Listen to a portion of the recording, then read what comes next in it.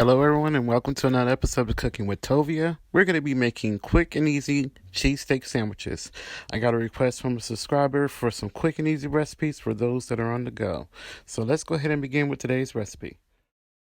Hey everybody, before I begin with today's recipe, I'm going to ask you guys to please hit that thumbs up, leave a comment down below. Don't forget to subscribe and ring that notification bell and select all notifications to be notified of my new uploads. You can find all the ingredients throughout the video as well as in the description box.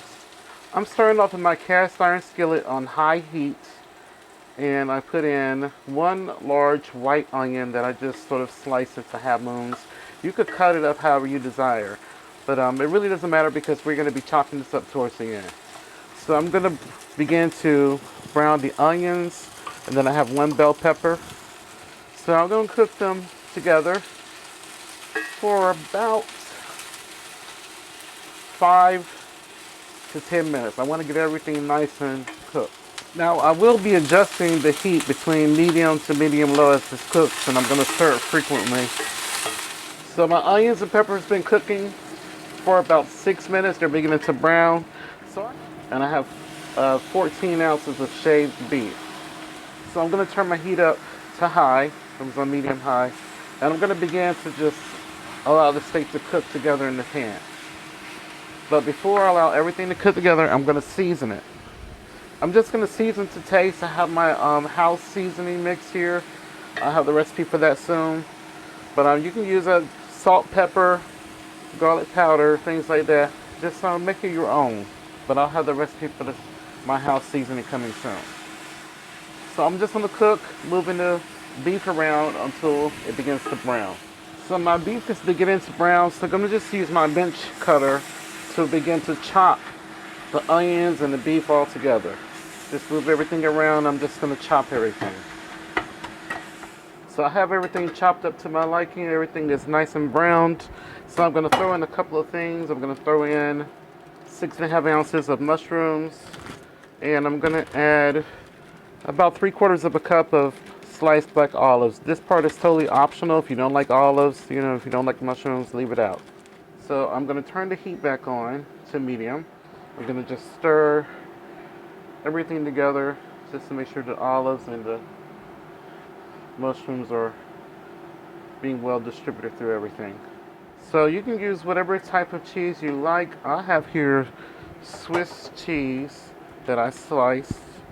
Nice big pieces of Swiss cheese. Just going to place it on top. I'm going to cover with the lid and let this sit on medium heat for about 2 to 3 minutes. So I let this go for about 5 minutes and the cheese is completely melted. So I have here 3 6-inch Hoagie Rolls. You can use whatever type of roll you like.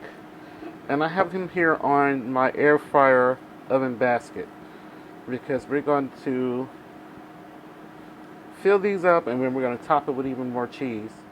So I have my sandwiches here prepared, and I have some Swiss cheese that I shredded.